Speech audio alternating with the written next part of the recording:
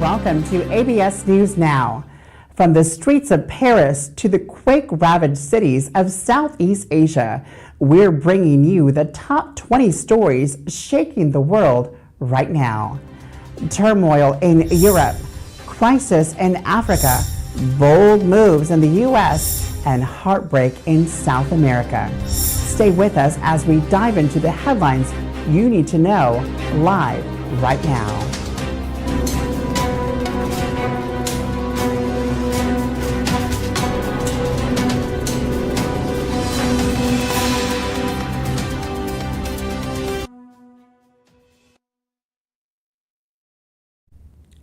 From Paris, French far-right leader Marine Le Pen faces verdict in explosive embezzlement trial. Tonight, all eyes are on Paris, where French far-right firebrand Marine Le Pen stands at a crossroads. The leader of the National Rally Party faced a packed courtroom today as judges delivered a bombshell verdict in her high-stakes embezzlement trial. Accused of siphoning over 4 million euros of EU funds to prop up her party, Le Pen is facing a 5-year ban from public office, potentially shattering her 2027 presidential dreams. Supporters call it a witch hunt, and critics say it's justice served. Le Pen is defiant as ever, vowing to appeal. But will this be the end of her political saga? Stay tuned as this drama unfolds. A London shocker, a murder probe launched after 26-year-old stabbed to death in South London. Tragedy strikes South London tonight as police launch a full-scale murder investigation. A 26-year-old man was found lifeless on a quiet Brixton Street in the early hours, stabbed multiple times, and what locals are calling a chilling escalation of violence. Detectives are combing through the scene for clues, with eyewitnesses reporting a heated altercation just before the fatal attack. Was this a random act or a targeted hit? The community is reeling and pressures mounting on authorities to crack this case wide open. We'll bring you the latest in this heartbreaking story develops. Baltic Sea tensions rise. A NATO plane dodges Russian forces in high-stakes patrol mission. A NATO reconnaissance plane came face-to-face with Russian fighter jets in a heart-pounding encounter during a routine patrol mission. Military sources say the NATO craft was forced to swerve to avoid a mid-air clash, raising the stakes in an already tense standoff. With Russia flexing its muscles and NATO vowing to hold the line, experts warn this could be the closest we've come to a direct confrontation since the Cold War. What's Moscow's next move? We're tracking this high-stakes showdown live. Turkey's opposition leader Özgür Özel calls for weekly rallies and economic boycotts against Erdogan allies. Defiance rings out from Ankara tonight as Turkey's opposition leader Özgür Özel throws down the gauntlet. The head of the Republican People's Party is rallying the nation, announcing weekly protests and a bold economic boycott targeting allies of President Recep Tayyip Erdogan. Özel's accusing the ruling party of strangling democracy and tanking the economy, urging citizens to hit Erdogan where it hurts, right in the wallet. With tensions boiling and supporters flooding the streets, could this be the spark that ignites a political uprising? We're live in Turkey as this battle heats up. Trump's Ukraine ceasefire plan. Easter deadline proposed as tensions with Putin escalate. From Washington to Kyiv, a bombshell proposal came down from President Donald Trump as he unveiled a daring plan to halt the war in Ukraine, settling an Easter deadline for a ceasefire that's got the world buzzing.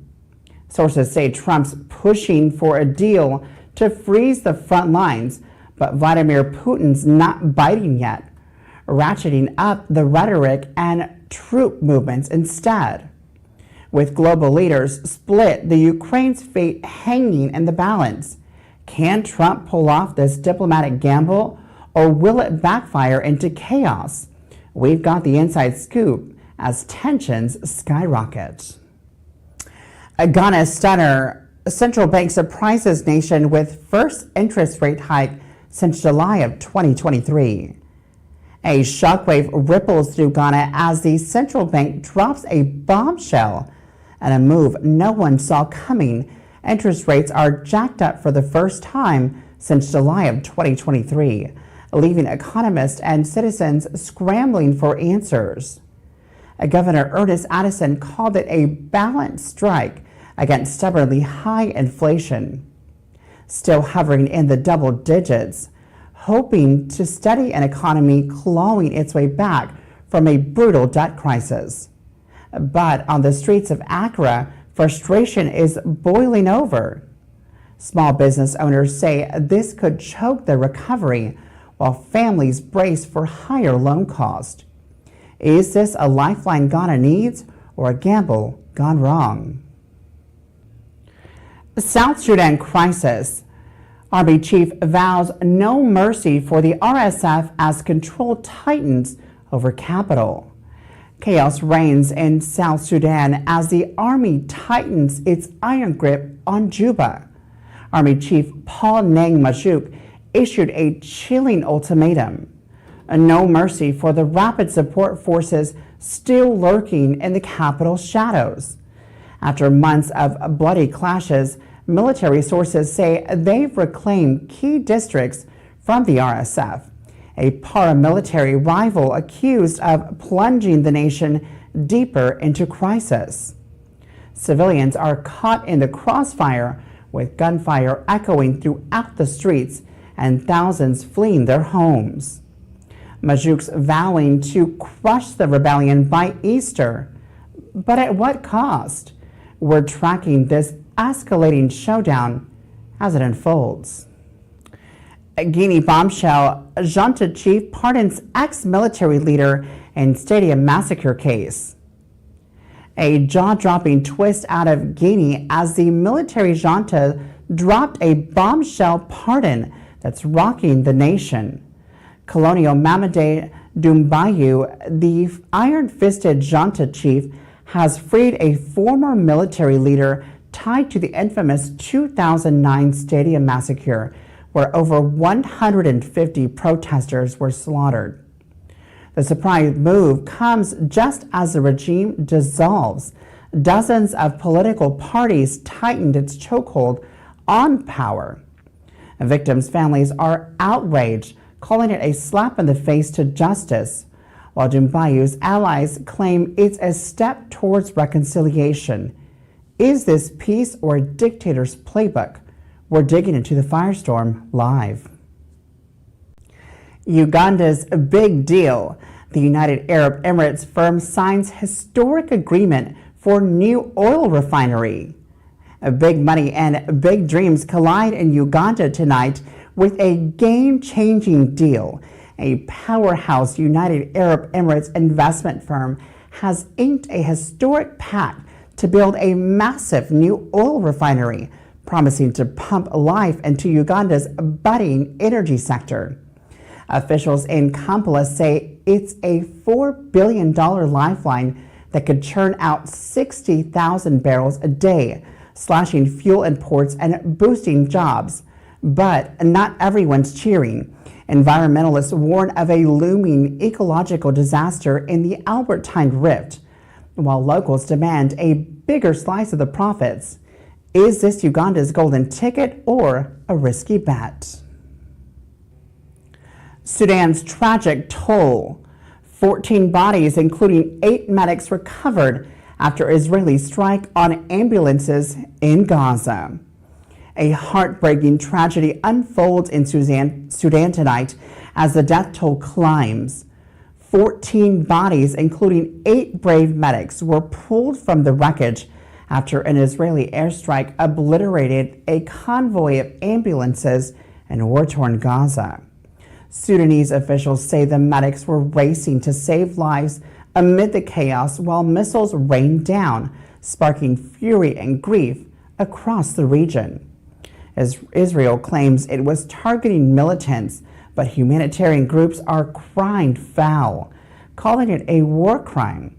With Sudan already reeling from its own civil war, this loss cuts deep. White House drama. Trump floats third-term possibility, claims methods exist to bypass the Constitution. A political earthquake rocks Washington. President Trump dropped a jaw-dropping hint at a third term, teasing supporters at a rally with cryptic claims that methods exist to sidestep the Constitution's two-term limit. Legal experts are sounding the alarm, calling it a dangerous flirtation with dictatorship, while MAGA loyalists cheer it as a masterstroke. The White House isn't denying the buzz, with Trump doubling down on X, saying, quote, "The people want me," end quote. Could this spark a constitutional crisis, or is it just a classic Trump bravado? We're live with the fallout as Democrats scramble to respond.